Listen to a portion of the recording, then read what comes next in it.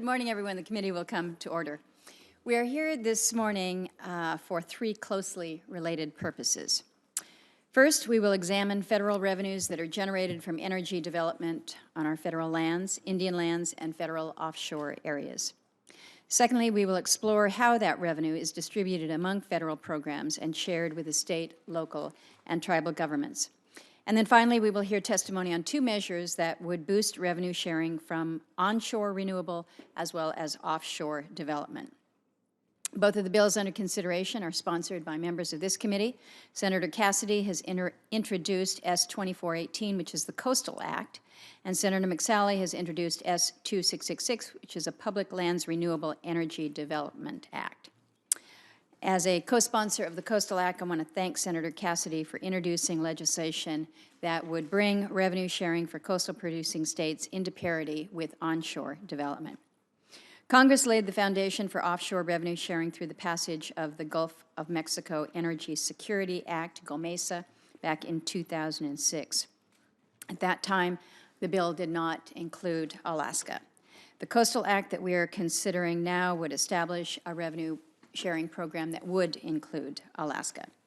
And at the current time, our offshore production is pretty minimal, and therefore any returns to the state are equally minimal. It is important to address this at this time. In fact, some of us would say it is well overdue in terms of timing to address it. The Coastal Act would do for Alaska what it does for other producing states, such as those in the Gulf of Mexico, in terms of being able to provide offshore revenue sharing for the state to help meet a number of critical purposes, including the protection of our coasts, assistance for villages that are grappling with the effects of climate change, the development of lower cost and clean energy generation, which is so important for us in the state, as well as assistance for our university system and just all that comes with our efforts to turn our non-renewable resources into long-term assets. To me, offshore revenue sharing is a matter of simple fairness. The Beaufort and the Chukchi Seas and Cook Inlet are American waters by virtue of Alaska and Alaska alone. We build the infrastructure and provide the public services that are needed for responsible development, but we also bear the impacts. And as we've heard Senator Cassidy say many times before this committee, that those who shoulder much of that burden, it is only right that they should share in a greater opportunity for the benefit. So let's talk about some of the benefits from revenue sharing. A few weeks ago, the Department of the Interior announced that it distributed over $11.6 billion in revenue from natural resources production in FY 2019. That's significantly higher than last year's disbursement of $8.9 billion. Much of it will be reinvested back into our public lands, waters, and Native American and rural communities. For example, this year, $2.4 billion went to the states and local governments that host energy development. Another $1.1 billion was dispersed to Native American tribes and tribal members that undertake resource extraction on Native American lands. And $1.7 billion in mineral royalties and hydropower revenue went to the Reclamation Fund, which supports federal dam and irrigation systems that move and store precious water supplies across the West. We talk a lot in this committee about Land and Water Conservation Fund and all that it provides, programs like the American Battlefield Protection Program, Forest Legacy Program, and the Cooperative Endangered Species Conservation Programs. But LWCF, I think those of us who know and understand the program, is really one of the biggest beneficiaries of offshore energy development.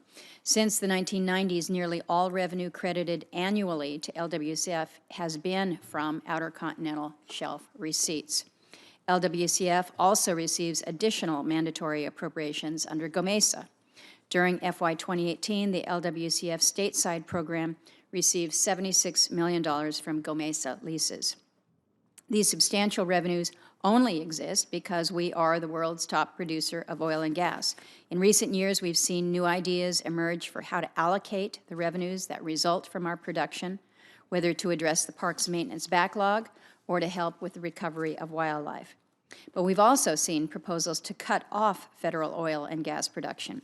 and some would suggest cut it off immediately without any consideration of the economic consequences which would prevent us from addressing those needs. So as we push for the development of new and cleaner technologies, which I think we certainly encourage that here in this committee, including our renewable energies, we also have to consider what it means for federal revenue disbursements. When we think about our solar assets, our wind assets, I think we recognize that when you look to what they have generated in terms of revenues, they're a mere fraction of the billions of dollars that are generated by oil and gas. So when we think about the benefits of LWCF and how LWCF has been structured, certainly historically, I think it is important to keep these considerations in mind. We'll have an opportunity to review some of the proposals that Senator McSally has outlined in her legislation to create streamlined permitting for renewables while sharing revenues from renewable energy development with local governments. So we've got a lot to talk about here today. I'm glad that we have witnesses today who are from both state and local governments that are the beneficiaries of federal revenue sharing programs and who can help explain what these revenues actually mean for them. So I look forward to hearing how they would support, or how they do support, communities with the funds that they receive with the development in their backyard. I also want to particularly thank Mayor Brower. He's come a pretty long way, came from the top of the world, as we say, in Utqiagvik, formerly known as Barrow, but we know it's a long haul, and we appreciate the fact that you have made this journey to be with us today to share your comments. With that, I will turn to Senator Manchin, and then we'll have an opportunity to introduce more fully all of our witnesses today.